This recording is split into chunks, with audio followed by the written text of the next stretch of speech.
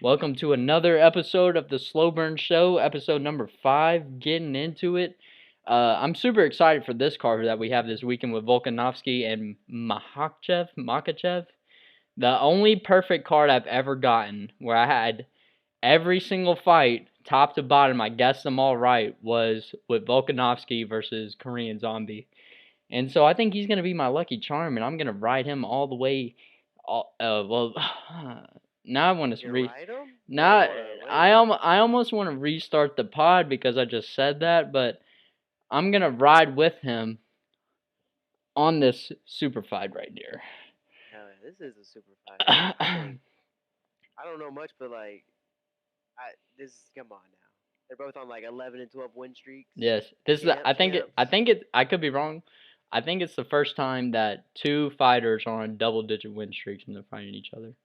Could be wrong on that, but I do know for sure it's the first time the number 1 pound for pound is going against the number 2 pound for pound guy. I wanted to start with a top. We usually start with topics first before we get into our picks on the main card. So let's start with that.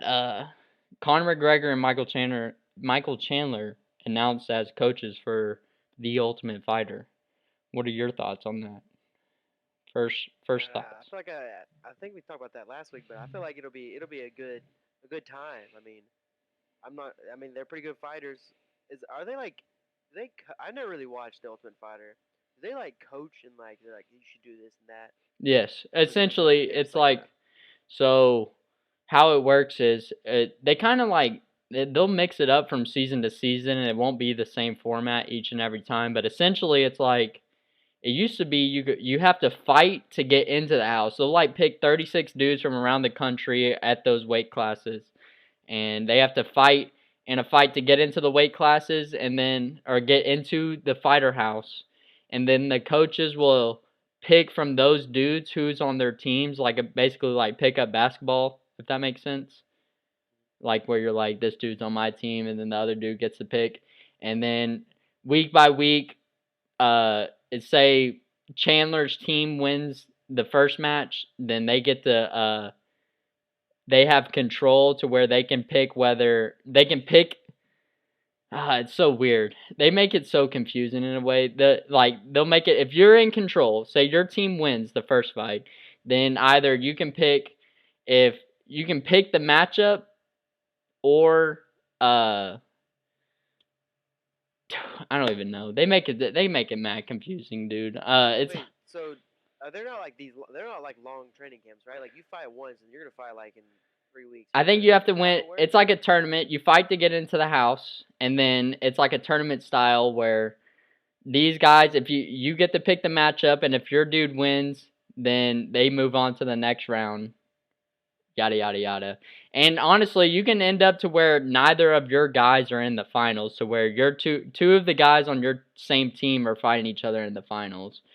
It's such a weird format, and sometimes I wish they would swap it up to where almost like where you get the it's like seeded to where 1 through 16 is seeded and you get a bracket like that, but it's not like that. Like you don't know who you're fighting until the coaches decide who you are fighting. You'll have to watch it. You'll have to watch this season. You'll get a better understanding. I like the two dudes that are matched up here with Conor McGregor and Michael Chandler. I think there's gonna be way more eyes on the Ultimate Fighter being those two dudes. I don't know if we're gonna get the super nice Conor or we're gonna get the Conor that wants to get in everybody's face and piss him off a little bit. We'll probably get that one because I just feel like that nice one. It just didn't work for him. Mm-mm. I liked when he was the nice Conor, and then he lost, and then he just flipped right back. Yeah, he had to flip right out of that switch of being Mr. Nice Guy and then I guess Karma bit him in the ass, and when he bit him in the leg, technically he broke his whole leg. Well, I don't really have any more thoughts on that. I'm excited for it. It's gonna air. It's gonna air. They'll start filming before this, but they'll air the first episode May 30th, and it'll go until August. So it'll be the whole summer. We get to watch that season of it. You have any non-MMA topics? So, do you know about the Hogwarts Legacy game? The video game that just came out. Yeah. So apparently, people have been playing it on Twitch, and So the author of Harry Potter, she said some like transphobic things. I really don't know what happened, what she said. This was like a year or two ago, or it could have been like last week for all I know. But she said some things, and everybody's like boycotting the game, so people are streaming it, and people will go on Twitch, like find out who's streaming it, and they'll start harassing them, and For like playing the crazy game? shit. Just for playing the Like game? just for playing the game, it's like apparently it's like transphobic to play the game. I don't think you. Well, I Or what understand. they're saying is, I understand that the. I haven't heard any of this news. All this is new to me, but I understand hating on the owner of the game, but I wouldn't hate on somebody for she doesn't playing even the own game. the game. She just is She a just she created Harry Potter. That's literally it. the person She's that wrote the books. she wrote the books. She didn't make this game. Okay, so now people are saying it's just transphobic in any way, shape, or form to like Harry Potter, I guess. So she's connected to it. But I don't think the storyline is homophobic. Do you think so? I don't I don't think so. I mean, I read the books. Right. I got them in Spanish down here. And did you watch the movies? Any time in the Of movie, course. I didn't see any homophobic, transphobic shit in the movies. I don't. Maybe what'd she say? I What? don't even know, but like I think she tweeted it. It could have been like a year or two ago, and then now like the game came out, and they're just kind of like, "Oh, you're playing this game. Well, you support what she said." I don't know. It's just like I don't even know what she said. I'm just trying to go cast some spells. Like I got it loaded up in the background right now. I heard the game's fun. Is it fun? I don't know. I just started like the creating my character and customizing it. So it's like that though. So it's like a GTA. Yeah. Is it like a GTA Yeah, it's like open world. Harry Potter? That's pretty Yeah. wild. That's pretty dope. I haven't played a game. Fuck what she said. Yeah. Is it free on Game Pass? Nah, I don't know actually. I bought it off Steam and it was like 50, 60 bucks. I hate how Sure it'll be games are. worth it. Games have been expensive for a while. They've been around that 50, Mhm. 60 buck range, but I hate that. I hate paying 50, 60 bucks for a new game like Madden or 2K, any of that. Come out every year, so you gotta keep it up. Yeah. Well, moving on to another MMA topic. I hopefully have a fight soon. March 18th, we're looking to fight Jair Pearson. If he accepts the fight, I'm pretty sure they did accept the fight already, but my coach sent me a message on Instagram not too long ago, I think a couple days ago, saying that we got a guy in Jair Pearson March 18th, and I texted my coach saying it doesn't matter who it is, as long as they can make 125 and if we're gonna fight at flyweight, it doesn't matter, they can get it. So I hope my coach already sent my acceptance in. I hope they accept and we get a fight March 18th. The guy he's 34 years old. He's from Florida, but he trains here in Tennessee. And he hasn't fought since 2018, though. So it's been like 5 years since he's fought. But he wants to fight at flyweight. I will welcome him as a return fight. I don't care. At this point, I like you could give me Demetrius Johnson. If Demetrius Johnson can make 126 pounds and can step in there on March 18th, I'm ready. I'm just trying to get these fights going. I want to fight 3 times this year, 3 amateur fights, and then go pro in 2024. That's the plan. That's the plan. To start getting Would it be in paid. Aries? It doesn't. I mean, it could be depending on what happens from here and the end of this Okay. year. But I mean, ideally that would be it. They're at kind of a big promotion, and they've sent dudes to the UFC already. Like that guy I sent you like a couple days ago. Yeah, Fought in Aries. yeah. There's He's that with the guy. Ultimate Fighter. That too, and I mean, there was another dude I went and watched fight in Knoxville.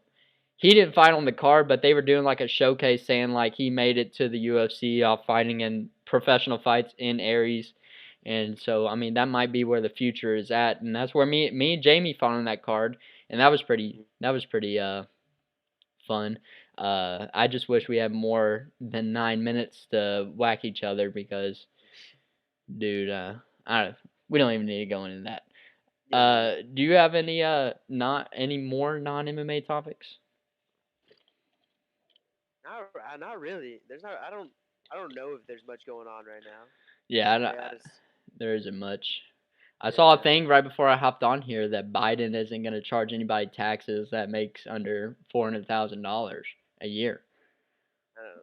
I'm I not don't I'm not close to I've never been close to 400K a year, so I'll take that, but that's pretty much it. The only other actual MMA topic that I would have is that Corey Sandhagen versus Marlon Cheeto Vera it was supposed to be next week. It was supposed to be next Saturday, the Saturday after this, and just got moved. It got moved to San Antonio March 25th, and I'm super excited for that fight to be real. I like Cheeto. I think Yeah. he's a good fighter. He's a super good fighter, and so is Corey Yeah. Sandhagen. I think that it's the best matchup I've seen in a while, just in any weight class. I wouldn't even say in 135.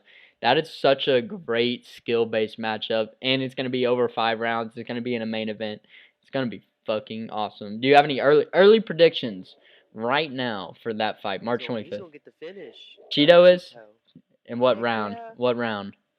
We'll go third. Third. He's going to... you Third heard or it. third. You heard it here first.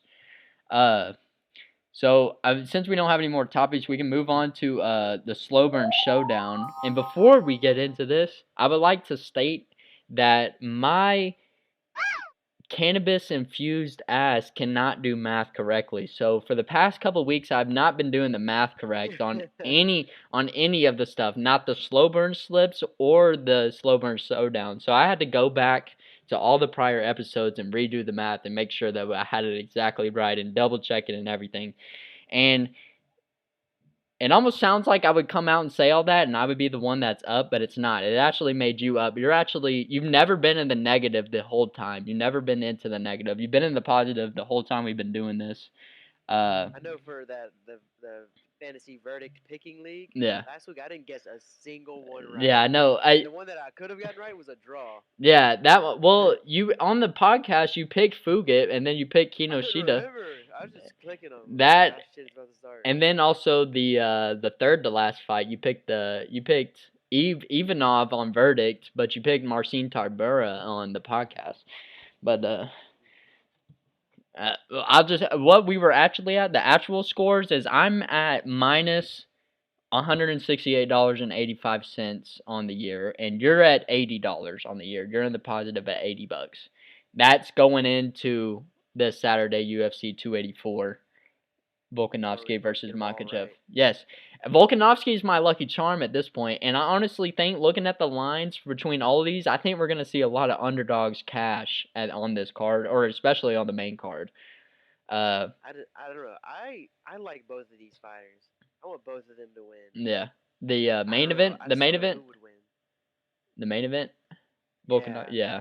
It's gonna be I think it's gonna be really good. A lot of people, I think, if you're an Islam fan, I think that you're gonna be more surprised at how Volkanovski is gonna be a lot harder to take down than you think. And I think if you're a Volkanovski fan, that Islam's going to have a lot better striking than you think against Volk. And not saying, I think Volk has the better stand-up, and I think Islam has the better grappling, but I think people are going to be surprised at how well-rounded both of them are in all areas. And it's going to end up being I think it's going to end up being a great fight. I don't think you're going to see an early finish. I think we're going to see a drag-out war.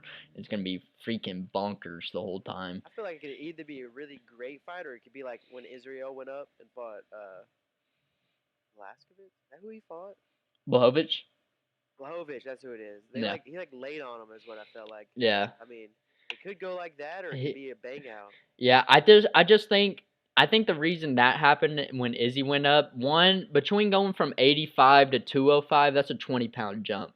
And every single light heavyweight is a heavyweight in the UFC. Like, they could easily fight at heavyweight. They just choose to cut down to 205. Like, Jan Blachowicz is a huge-ass motherfucker. He could fight at heavyweight if he wanted to. But Izzy trying to go up from the 85. He's 80, and Izzy isn't a big 85er at all either. And he's trying to go up to 205 and fight a huge 205er. And I guess Jan Blachowicz just kind of showed what weight classes are really all about. And what you said, he took him down and laid on him. But I just don't see. I think Volk is going to be a little bit too. One, it's not 20 pounds. It's 10 pounds in this case. I know it's at a way lower weight class than 85 and 205. But between 45 and 55, it's only 10 pounds.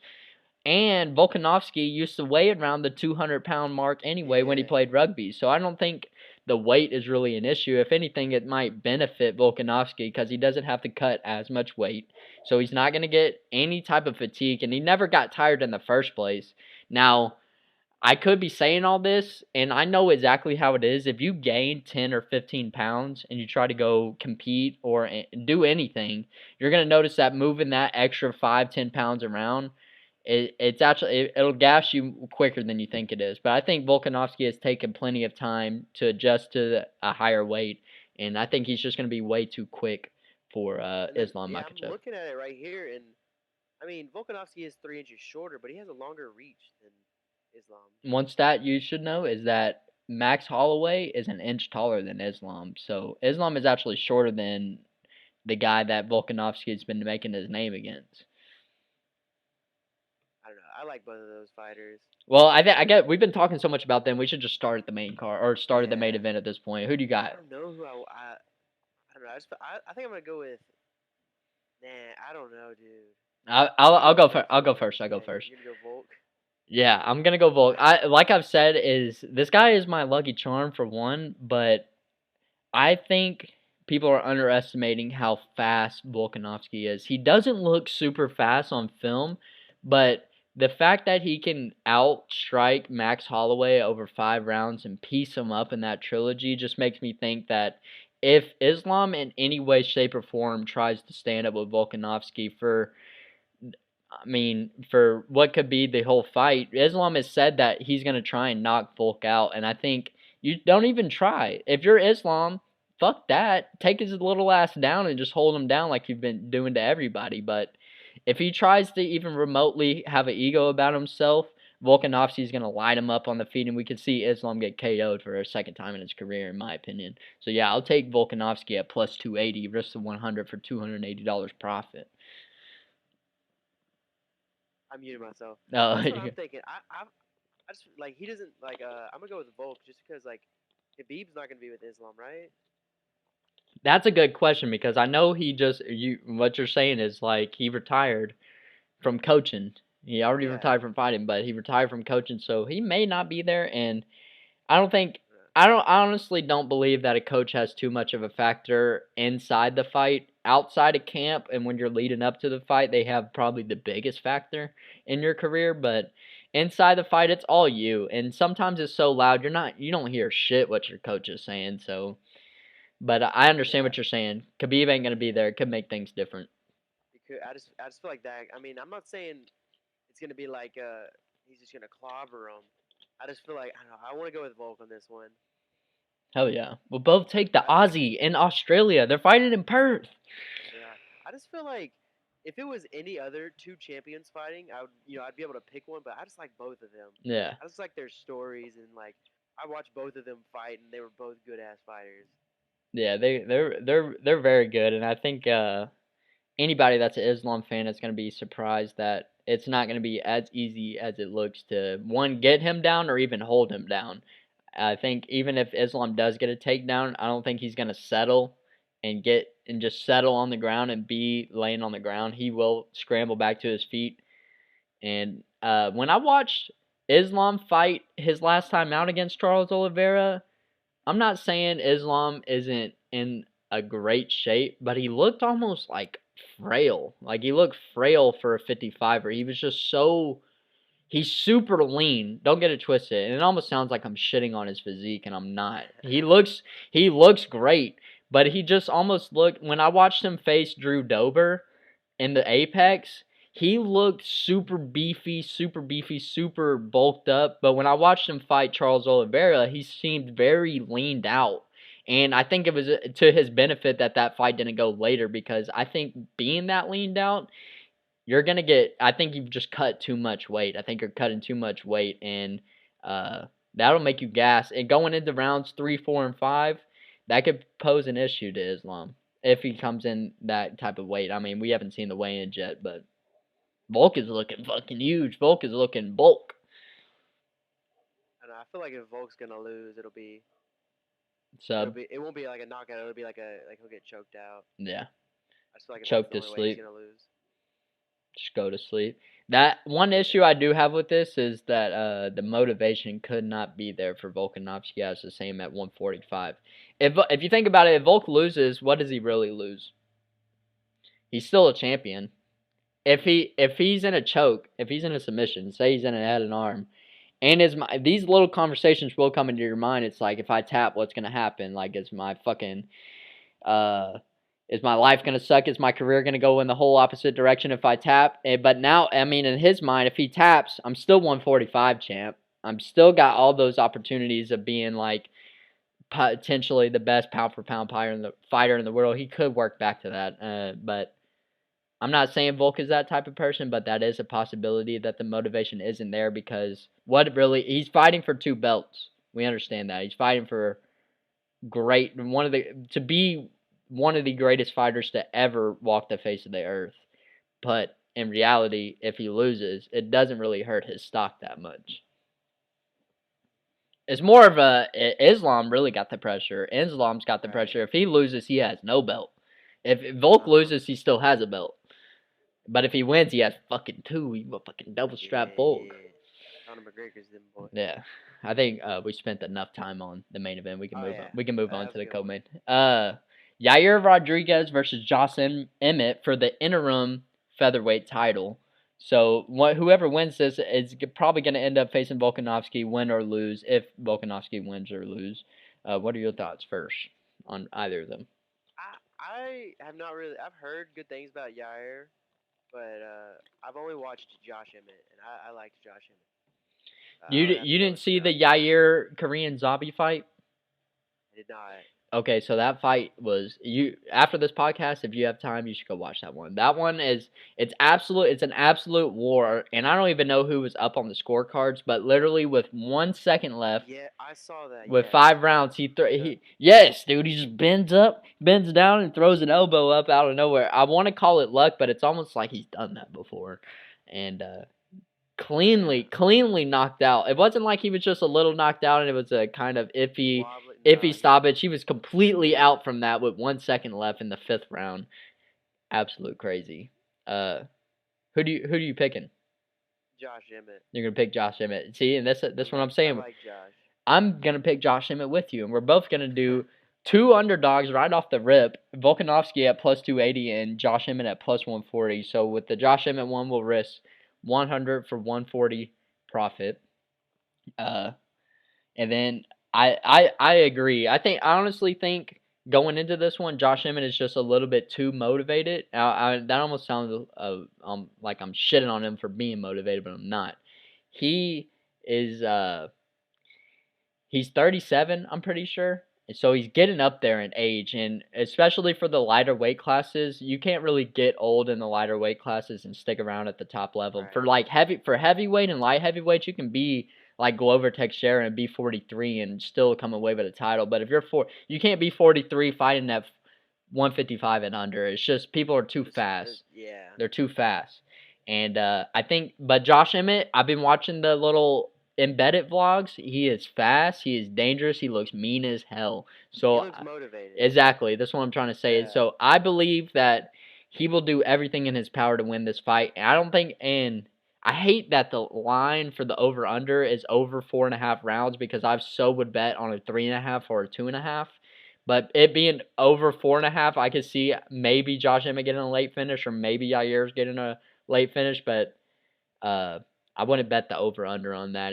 I could see it being a drag-out war, but I could see Josh Emmett or Yair Rodriguez just landing a bomb and someone being flush KO'd out of nowhere. So we'll both take Josh Emmett on that one. Moving on to the main event with Jack Della Maddalena and Randy Brown. One thing I noticed about Jack Della Maddalena is that he's been one of my favorite dudes I've seen come off the Contender Series. When I watched him fight in the Contender Series, I remember texting in my Phoenix MMA group chat being like, this dude could give Kamaru Usman problems right now. Even coming off the Contender Series, he looked so damn good, and I've just been a super fan of this dude ever since. And another stat about the guy, he's 13-2, I think. Those first 2 losses were his first 2 pro fights. I was just looking at his thing. Yeah, he started his pro career 0-2, being submitted and being TKO'd or KO'd. And imagine coming back from those and going on this 13 fight win streak, getting into the UFC and making waves. Absolutely, I'm a super fan of this dude, so I probably should already go ahead and give my pick. I'm picking this guy, Jack Della Maddalena, even at minus 360. I probably wouldn't bet him straight up. I'll let you go. What were you saying? I think I've seen him fight before, but definitely heard the name, but I've never Yeah. watched him. He is like the Kangaroo Jack is what his opponent calls him, and that's exactly what he is. He's a freaking monster. I wouldn't bet him straight up at minus 360. You would have to risk $360 just to win $100, so it's almost like not even worth it. If you're going to bet him, I would bet KO/TKO or sub, like get the double chance finish. And there's also, I think, personally, that Randy Brown is going to be able to last a little bit longer than all his last opponents. Randy Brown is no slump. He's no freaking what do they used to call freaking shitty competitors back in high school? They would like you have a stud and then you have a stud and then you have cupcakes. No, I don't know. It'll come to me. It's like someone you'll blow through them, and there used to be a name we would say in wrestling all the time. I'm trying to think of it. I give up. I don't know. I just got a feeling on Randy Brown. I like the name Randy Brown. I feel like I've seen him fight before. He's a good fighter. Right here, I mean, the reach. He's a whole lot bigger than. You're a big reach guy. You like this whole reach advantage thing. This he's 6'2". He's tall as hell. And then the other guy's 5'9". Yes. I don't know. How many times have you seen Randy Brown? Sounds like he'll bang. Let me name somebody on the card that it defies the whole reach advantage thing. Volkanovski is on this card, and he's done Max Holloway in for 3 fights in a row, and that guy was like 5 inches taller than Volk obviously in every single one of those fights. Reach advantage doesn't matter, dude. I mean, it does matter. When you look at the stats, if you look at the stats, the guy with the reach advantage wins like 64% of the time if it's like over 3 inches or something. But in reality, it doesn't make that big of a difference. Either I'm going to touch you in the face or I'm not. You know what I mean? So you're picking Randy Brown? Yeah, I'll pick Randy Brown. Yeah, I feel like you like these long range dudes. You think he's gonna stay on the outside and? Not a clue. You have no clue. You just think. I was just looking at the name and I was like, Randy Brown. That sounds like some dude who'll fucking knock you out. We should do a bet since we're this is the first one we're opposite of each other. Loser has to do a shoey. No, I'm just kidding. Shoey? I'm just kidding. I'm just kidding. So you'll risk the Randy Brown is a huge underdog. I think he's the biggest underdog on the main card at plus 245. So you'll risk 100 for 245 profit, and I'm gonna risk 360 for $100. Moving on to I honestly think this was a harder matchup for me to pick than the main event. Justin Tafa versus Parker Porter. These two dudes. Justin Tafa hasn't had that many fights in his career at all. He's had 8 professional fights, and he's been in the UFC for like 4 or 5 of them. The thing about him is, I think anybody that has somewhat skills of fighting, he can't beat him. If he can't knock him out in the first round, it seems like he just doesn't do too well. And then Parker Porter, on the other hand, he will grind out decision to make things look really weird. And you don't see that a lot from heavyweights. Usually heavyweights are either getting that submission or KO finish inside 15 minutes. You know, I was on Twitter earlier and I saw something about Parker Porter, about if you put $100 on his last 12 or decisions or something like that. His every fight in his UFC where he's been the underdog, like he's won all of his decisions or some shit like that. I think he's only had 5 fights in the UFC too, and he's won 3 out of the 5. So he's 3-2 in his last 5, and I think all 3 of the wins were decision wins, like you were saying. And this is what I'm saying. This card is weird, and that's why I think we're going to see underdogs cash, because I don't think the betting, the sportsbook people are being able to set a true line, because it's just they're weird fights. They really are. They're kind of weird. And so who do you got in this one? Who are you taking? I got Parker Porter. Another I mean, underdog. Yeah. I just feel like I mean it's an Australian card, so they got Australian fighters.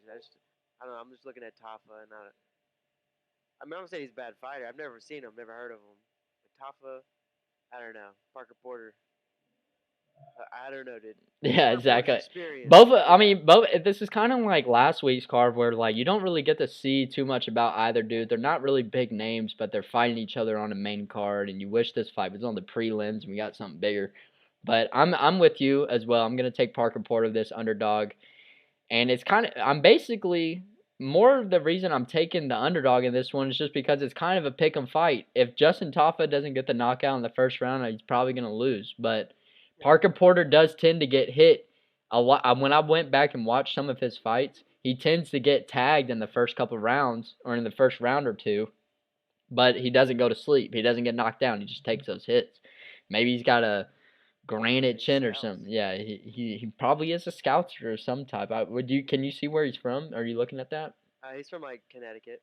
Okay, well that's not. It's on the other side of the ocean from the Scousers, but it's close enough. But yeah, we'll both take the underdog at +105. It's not a huge underdog, but I'm more taking it because of you might as well just take the underdog in this pick'em type of fight, try and make some money. So we'll both risk $100 for $105 profit. And then moving on to the last fight on the main card, Jimmy Crute versus Alonzo Menifield. You got any thoughts to start out? Just at this little headshot, Menifield looks like a monster. Mm-hmm. I'm gonna go with Menifield. I think on any other day, really any other years, that Jimmy Crute beats Alonzo Menifield. When Jimmy Crute was going on that run, I think he could have beat anybody in the light heavyweight division. But then he met up with Anthony Smith and he got his leg taken out by him. And then he met up with Jamal Hill right after that. And Jamal Hill freaking smoked him inside a minute. I used to be a big fan of Crute, and I honestly thought before going into that Anthony Smith fight where he got his leg taken out, I thought he was going to win that one. But I'm going with you. I think Alonzo Menifield is on too good of a momentum streak, winning 2 fights by finish. I'm pretty sure were his last 2. He did have a loss to who was it? Yeah, he lost to William Knight by decision, but I think ever since then he's noticed like fuck the decisions. He's gonna go out there and immediately out of the gate he goes right after these dudes. And his past 2 fights, as soon as the ref says go, he's like in their face, taking them down immediately, like almost overdoing it. But I think if he does the same thing, Jimmy Crute's probably gonna be a little timid being in his home country and fighting in his home country. I don't remember the last time Jimmy Crute's done that. He does have power in both hands, though. He has the potential to knock anybody out. It's light heavyweight. Any one punch could do that. But I'm gonna go with you. I'm gonna pick Alonzo Menifield, and I think he's gonna knock him out in the first round, in my opinion. You got any extra thoughts on this whole card before I get to the swing slips? I don't think so. I think I said all the thoughts I had on it. Yeah. I like both of the main event fighters. I hate to see them lose their streaks. Do you think? How much do you think fighting in your home country / home state matters? I just think it depends on like country to country, because like I mean, fighting in America, if you're a U.S. fighter, I mean, just about every fight's gonna be here. So like fighting in Las Vegas isn't gonna feel the same. Right. I think it just depends. Like if say Australia, I feel like there's only so many UFC cards that'll go there, so I feel like it's definitely different. So I felt like if they fought in Dagestan, Islam would have an the advantage whole country there for him, and like that would boost him, or oh yeah, yeah, I agree. Like yeah, but I've seen some dudes like Derek Lewis when he fights in Texas. Don't go well. Derek Lewis. Nah, dude. I'm gonna try and run through these swing slips really quick because I only got 3 of them. And again, I want to state that all the other cards that I posted on Instagram, if you follow them, and those stats were wrong. I'm still in the negative, obviously. I haven't been doing too well this year, but I had myself at like -9 units, and it wasn't that at all. Not saying this is any better, but I was at -5.95 units. So technically, that's what better. Yeah, closer to zero, closer to profitable. Uh, this week I only have 3 swing slips, and essentially while I was doing that, if you hit any 2 of these 3, you're profitable on the night. On any, so I'm gonna give you 3. Hit 2 of any of them, you'll be profitable if you place all 3. My first one is the lock of the night, which I hate this line price because I think the sports book people didn't really make the line correctly with the Jack Della Maddalena and the Randy Brown fight. I think that line should have been a lot closer than it is. And essentially, off of what you said, the height and the reach, I think Randy Brown is tall as hell. And he knows how to use that length as well. He's got super long legs. He probably has the leg length of a heavyweight, but he fights at welterweight. And I just wish the line was a little bit closer. But I still am gonna take Jack Della Maddalena over anybody in that welterweight division until I see someone make something happen against him, because lately he's just running through people first round KOs. So I'll risk the $360 for $100 on Jack Della Maddalena. My second one is my underdog of the night, and we talked a little bit about him earlier. Me and Kobe are both taking Alonzo Menifield at the plus 150 mark, and I would even say, if you want to make even more money, I would go and put money on the KO line, the KO/TKO line, that he KOs him. And even if you wanted to go further than that, put KO/TKO in the first round, and you'll probably get a super boost on that line, maybe at like plus 600 or something, $100 for 600 profit. So we got Jack Della Maddalena as our lock, Alonzo Menifield as our underdog, and so if both of those hit, either it just straight up, if you bet both of those guys straight up and they cash out, and even if this next one I say doesn't, you'll still be profitable.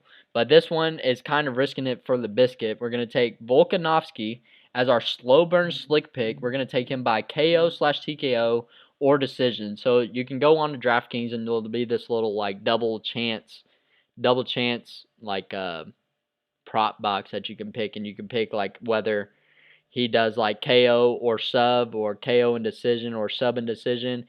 If you pick KO/TKO or decision, you'll get a plus 340 line. So risk $100 for 340. And sadly, even if all those cash, I'm still going to be negative on the year. Even if I got cashed all of those, which I kind of hate. But so we're going to risk 5.6 units or $560, and we have the potential to come away with 11.5 units or $1,150, $1,150. That's pretty much it. I'm super excited. I'm gonna be out of town this weekend in Knoxville, so I'll be watching the fights in Knoxville at a hotel room, probably on a work trip. What about you? Are you gonna watch them? I'll definitely watch it. Yeah, especially I've been watching all the pay-per-views the last couple months. Yeah, So like, they've been I good. like these fighters too, so I'll definitely have to check this one out. I'm trying to save up money. I want to go to Adesanya Pierre 2 in Miami in April, and I want to. How much is that gonna be? I don't. They haven't even released a ticket yet. I've been trying to. A flight there at that time is like $300 round trip. We gotta get it now. Yeah, exactly. But that'd be dope. Do a little like I'd love to vlog go or to something. that card too. That'd be. Yeah. Man, I gotta go to just any It's in Miami. card. Me and you could try. I know with your work schedule, you can't really like. You would have to fly out there like Friday night and be there Saturday morning. Wait, when is it? April 8th. Oh yeah. Yeah. I was thinking it was in like June. No, I know. I wish it was so like. weird with the cards. I wish it was in the summer to make it really Yeah. convenient.